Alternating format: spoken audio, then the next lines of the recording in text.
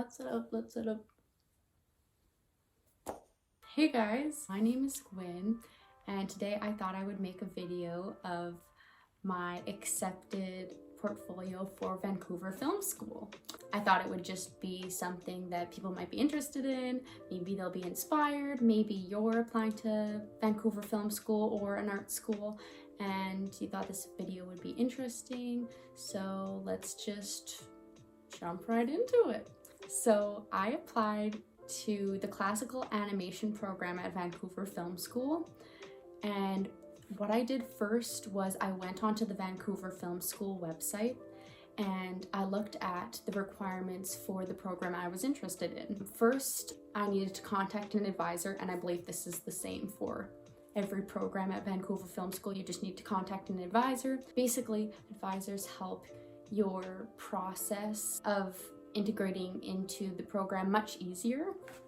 So yes, I got in contact with an advisor and they really helped me just to solidify some questions that I had regarding moving to Vancouver, which might be harder to do now due to COVID, but she also helped me with the portfolio, which is the next thing I'll be talking about. So for my program, they recommend that you apply with a portfolio containing still life drawings, and character sketches. So let's get into my portfolio. The first thing that I submitted was life drawings of people, and this was pretty easy for me because I am attending a fine arts school already, and I already have drawings of people, so that was helpful. So here's one of the first things I submitted. It's just I think it's an hour sketch of a man sitting in a chair. Pretty self-explanatory. I thought that would just be important to demonstrate that I can draw the body.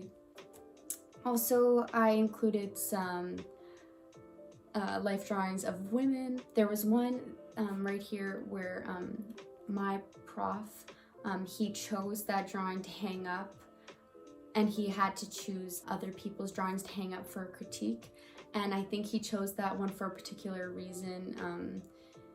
So I thought that was a drawing that was a bit stronger, so I chose that one. It can be pretty hard to choose out of 50 figure drawings that I've drawn. Next, I have a still life drawing, and obviously this is pretty boring, but I feel like it really demonstrates my skill of drawing.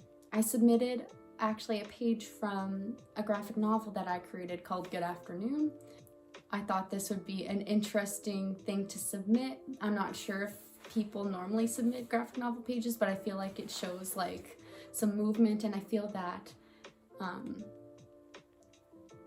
storyboards are something that we will be doing in the program, so it's good to demonstrate that I've had some sort of interest and a bit of experience drawing storyboards and graphic novel pages, I guess. Next, I just submitted Big Jeb, which is a character for my graphic novel.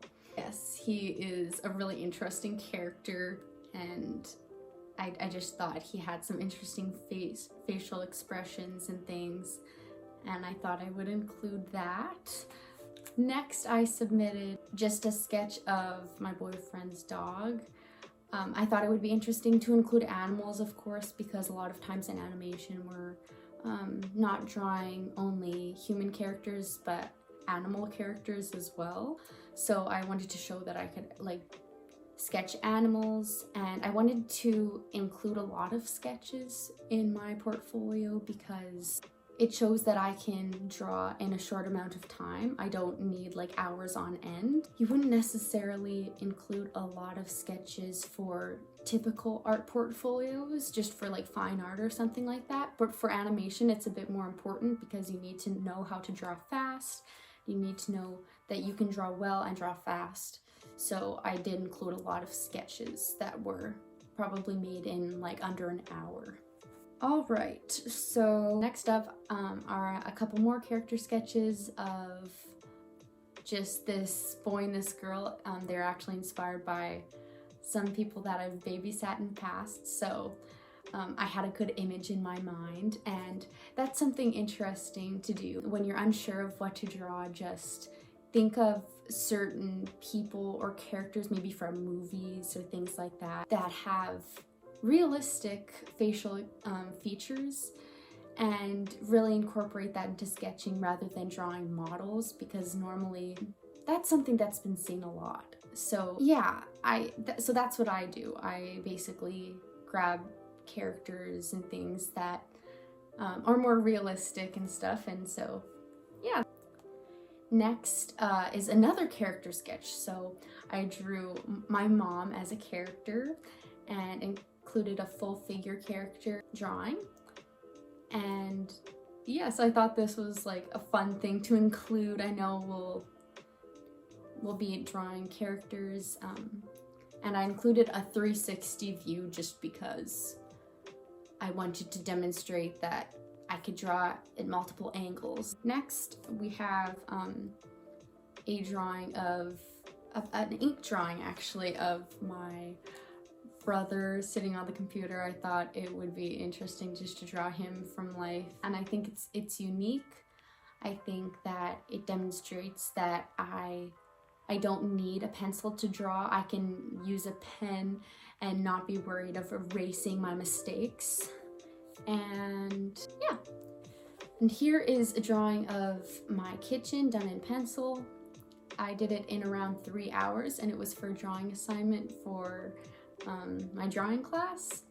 And I thought it would just be interesting to submit because it's a sort of an environment sketch while including and incorporating people a little bit. They didn't necessarily ask for portfolio requirements to include environments. I just thought it would be important to show an environment because that might be something that we'll have to be drawing in the program. Oh yes. Next is these character sketches. It was just a page, and I was like, okay, I'm just gonna fill this page with even more interesting characters, figure drawings, like small figures and things that were made in a pretty short amount of time. I only really spent a day on this. There's like some guy eating a pizza, there's like an old lady, and yeah, I thought it would just be fun to include this. And finally, I included a page from my zine that I created. That was for a project for one of my classes that I took last year, and I thought it really was pretty strong. I used ink, and I thought it would be interesting to include just because I feel like it shows my technical ability a bit better, and there's some interesting compositions on that page, so yeah. Alright, so that was my accepted portfolio for Vancouver Film School. I just wanted to include a couple more tips. So apply early if you want a particular spot, or I know it's in terms, like you can start every 3 months, but if you want to start, apply early, because that's what my advisor recommended to me. And just the earlier you apply, the more likely you'll even get a spot for that term specifically. In terms of when I got accepted, like I got accepted pretty quickly. I applied in mid-April of this year and got accepted in May. So that was pretty relieving. There were a few things that if I were to create a portfolio for this again, I think I'd include more color. Personally, I feel like that was lacking a bit. I think I did an okay job. Maybe in a few years, I'll just be looking back at this portfolio and just be like, oh my gosh, like, what were you thinking? But overall, I think I did pretty well. And another tip, If you're applying to Vancouver Film School, don't worry too much about the application process. If you have the passion and the drive and are just skilled at drawing, then I think you will have success. Yeah, I'm excited. I thought that this would be a really fun video to show. When I go to Vancouver Film School, I'll definitely bring you guys along the journey, maybe show you a few things that I'm learning along the way. I'm excited. All right, so that's the end. I hope you guys enjoyed. Leave me any comments if you have any questions about Vancouver Film School or just submitting portfolios in general. And I will see you guys later.